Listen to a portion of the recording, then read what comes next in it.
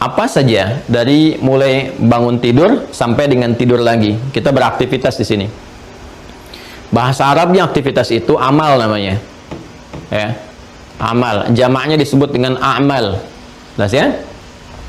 Nah, setiap aktivitas yang kita kerjakan disebut amal. Saat kita kerjakan aktivitas ini mengikuti konsepsi atau petunjuk yang bersumber dari ad-din, ya. Inna ad-dina 'indallahil Islam. Dalam hal ini adalah Islam. Ya. Yang diridhai oleh Allah Subhanahu wa taala. Ini konsepsinya ada di Quran surah ketiga di ayat 19. Baik ya.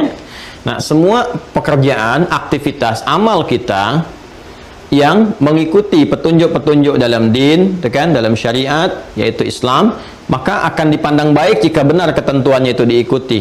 Ya, maka disebutlah kemudian pekerjaan yang diikutkan pada petunjuk ad-din dipandang baik oleh Allah dengan saleh namanya. Saleh. Ya. Saya beri contoh misalnya, kita makannya mengikuti ketentuan ad-din. Bagaimana cara makan yang baik, ya kan? Menyebut apa saat akan makan, bagaimana adab yang kita jaga saat makan. Ya, maka ketika kita ikuti tuntunan ad-din ini, pekerjaan kita bukan sekedar amal, bukan sekedar rutinitas, ya, bukan cuma makan untuk menghilangkan lapar, tidak. Tapi itu akan dianggap baik, saleh oleh siapa? Oleh Allah. Ketika pekerjaan itu dianggap baik, dia punya nilai di sisi Allah. Punya nilai. Nilainya disebut dengan hasanah namanya. Ya, nilai kebaikannya. Nilai kebaikannya disebut dengan hasanah. Nah, hasanah ini punya poin. Ya, poinnya setiap kebaikan itu 10. Ada 10. Ini paling pokok, paling dasar. Ya, paling minimal sedikitnya 10 poin. Ya, dari mana ditemukan konsepsi ini? Ada di Quran surah ke-6 Al-An'am ayat 160. Lihat ya, ini semua dari Al-Quran ya yang saya turunkan, bukan pendapat-pendapat atau utak-atik sesuatu, tidak. Tapi kita turunkan supaya mudah dipahami. Ya. Nah, ini dapat poinnya 10, konsepsinya ada di Quran surah ke-6 ayat 160. Ini dasar firman penguatnya. Allah langsung yang sampaikan. Man jaa'a bil hasanati falahu asyru amsalihha. Siapa yang mengerjakan satu perbuatan punya nilai hasanah, artinya soleh perbuatannya, maka ditetapkan mendapatkan 10 poin nih. Ya. Falahu asyru amsalihha, dia punya padanan 10 nilainya di sisi Allah. Ya. 10 ini jangan dalam hitungan kita 1, 2, 3 terlalu kecil. Karena kita datang ke masjid pun misalnya untuk niat ibadah, baru datang nih, belum mengerjakan apapun. Kita belum sholat misalnya, ya, kita belum i'tikaf, belum macam-macam, baru datang aja, tapi niatnya untuk ibadah, bergantung kepada niat. Karena itu Nabi katakan innamal a'malu binniyat. Itu punya poin 25. Jarak satu keduanya kata Nabi di hadis Muslim itu 500 tahun. Dua ketiganya 500 tahun, tiga keempatnya 500 tahun.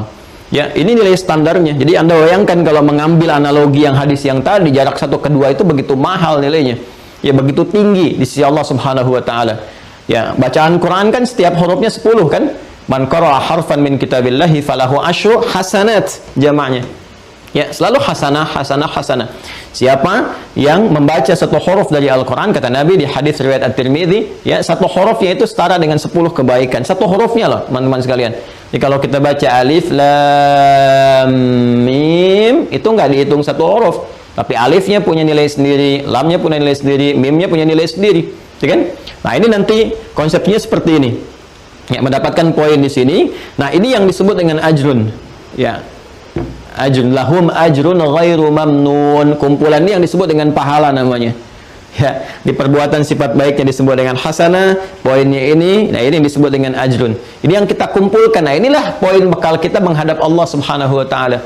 Ya, poin bekal kita untuk menghadap Allah Subhanahu wa taala. Jadi, semua pekerjaan dunia kita akan menjadi rutinitas tanpa adanya ini. Ya. Tanpa adanya acuan ini, ad-din ini. Ini konsepsi yang memberikan timbal balik, karena itu disebut dengan ad-din, bukan sekedar agama. Jelas ya? Nah, ini yang kita bawa pulang nih. Jadi yang kita bawa pulang itu bukan harta yang kita kumpulkannya. Ya, mohon maaf, bukan kendaraan, bukan rumah yang kita tinggali, pakaian yang kita koleksi, handphone paling mewah yang kita dapati, bukan itu. Ya, jangankan ke akhirat, ke alam kubur pun nggak kita bawa. Demi Allah saya katakan, silahkan cek sebagai muslim misalnya, khususnya kita yang beriman, apakah ada di antara kita kemudian meninggal dikuburkan dengan handphonenya? Kan tidak, ya kan? Pakaiannya kan tidak. Apakah ada yang meninggal dikuburkan dengan mobil termewah yang dia koleksinya? Kan tidak. Ya, bahkan kain kafan yang kita kenakan pun kan nggak ada kantongnya, coba cek, ya kan? Nah, karena itu penting bagi kita untuk menyadari bahwa ada sesuatu yang harus kita yakini, kita pahami. Karena itu iman, yakin tanpa ragu. Ya, kalau pulang nanti bawa bekal apa? Logika sederhananya begini, kita berpindah pada satu tempat, taruhlah mudik misalnya, gak usah jauh-jauh lah, ya. Saya tinggal di Bekasi misalnya, saya akan mudik, taruhlah misalnya beda tempat sedikit ke Banten ya, atau ke Jawa, lebih jauh lagi misalnya ada yang ke Sumatera sampai ke Papua. Mungkin tidak terjadi perpindahan ini tanpa bekal, tidak mungkin kan? Bahkan sekarang ada syarat-syarat tertentu di masa pandemi, harus antigen, ya, terbang keluar harus PCR, harus macam-macam dan sebagainya. Nah, itu berpindah tempat yang sementara di satu wilayah saja yang tidak jauh, itu punya bekal tertentu, bekal khusus. Berbeda negara, Anda harus punya visa. Untuk dapat visa harus punya paspor dan sebagainya. Ada syarat-syarat masuk, ada karantina, ada ini, ada itu. Itu baru sama-sama dunia. Jadi, perpindahan dari satu tempat ke tempat lain itu menuntut adanya penyesuaian bekal. Sekarang kita akan berpindah kepada tempat yang dimensinya berbeda, lebih jauh lagi, keadaannya lebih kompleks. Tentu bekalnya tidak akan sama. Karena itulah saat kita pergi meninggalkan dunia ini, dikatakan telah meninggal dunia. Artinya semua bekal-bekal yang terkait dengan keduniaan nggak bisa dibawa ke tempat ini. Dipahami ya? Ya, kita pun di Indonesia belum tentu kita bisa bawa bekal keluar kan? Ya. Karena ada kekhususan tertentu. Kalau kita terbang ke negara tertentu kan ada nih. Ini yang prohibited nih, yang nggak boleh dibawa nih, kan? Ini yang nggak boleh, ini yang nggak boleh, ini yang boleh, ini yang itu. Apalagi ke akhirat. Jadi di dunia saja ada ketentuan. Meninggal dunia, bekal-bekal dunia itu hilang. Kita tanggalkan, kita tinggalkan. Nah, sekarang pertanyaannya, apa yang akan kita bawa untuk berpindah kepada dimensi lain itu? Tempat lain itu, tempat berpulang itu ketika kita meninggalkan dunia.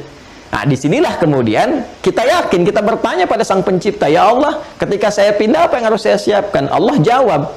Di sini kita mendapatkan kebenaran dan keyakinan akan risalah Islam.